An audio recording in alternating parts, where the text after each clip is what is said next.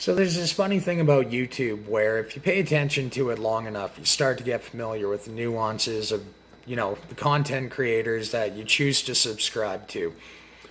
Now, I mean, there are some content creators I used to love that I don't even watch anymore because, frankly, just the people behind the show are assholes. Talking to you, Angry Joe. Now, I mean, other people I've kind of tuned out of a good part of it, but I still tune in for, the content that catches my eye, and that's sort of where like the quartering is falling into, where I really love his updates on, what's going on, but I can't do his live streams anymore. The guy just swears too much when he drinks. Now, one YouTuber though that honestly stands out above and beyond all the other ones is Tim Pool. Now, I mean, when I was growing up, I wanted to be a journalist. I ended up dropping out of high school. Life wasn't necessarily easy on me, but I got into the trades. I make a good wage, and I'm fairly happy with my life. But on a personal level, Tim kind of proves that my dream was attainable all along.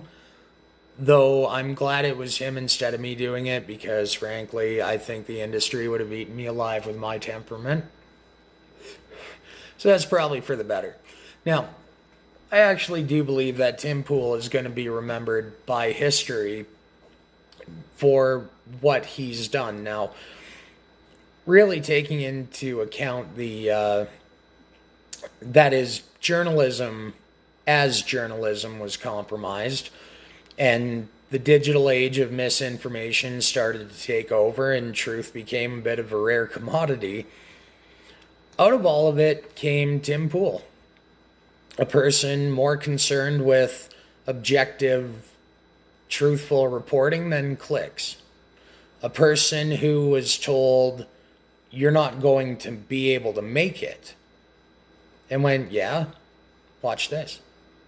And I mean, really, he's revolutionized journalism, and we might not have felt the impact of it yet, but we're gonna. See, the big guys are already starting to take cues from how Tim does things. Pay what you will. Tucker Carlson's doing it.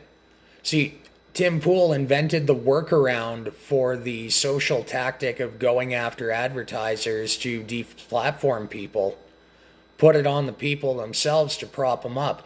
Now, when you effectively cut out that middleman of corporate media and leave it to the people to pick who they want to prop up, corporate media pretty much immediately started floundering on the left.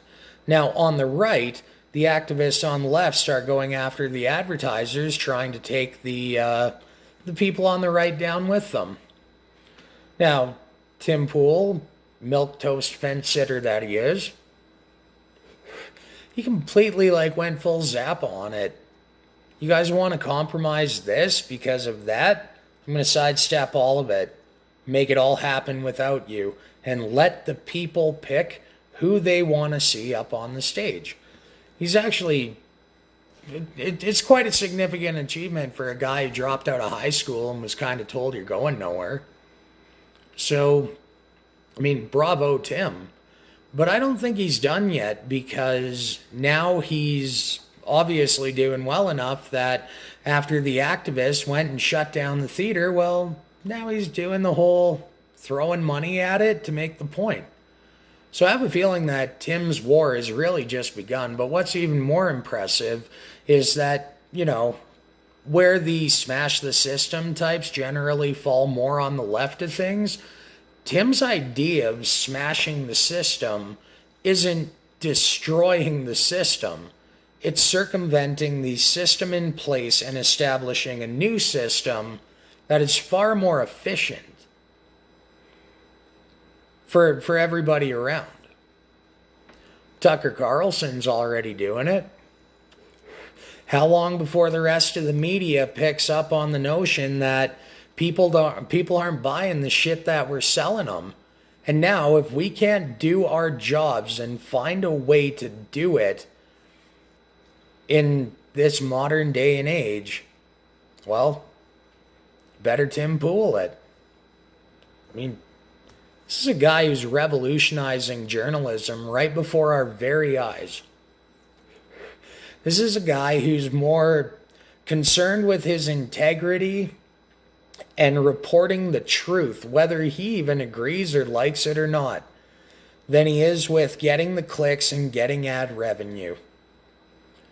And it's exactly what the world needs, because people have gotten far too much of this glam media bullshit in their heads that their time is worth a rock star's fortune just because they're them. It's bullshit and it needs to stop.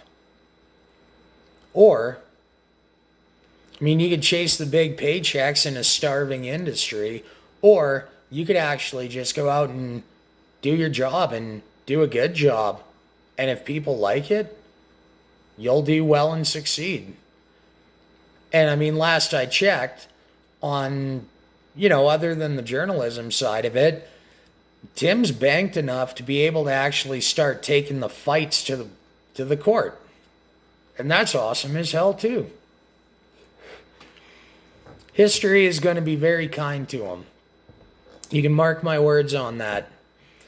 And moving forward, you better believe that the books are going to write him down as the guy who reintroduced the, customer value. Anyway, that's just my thoughts on it.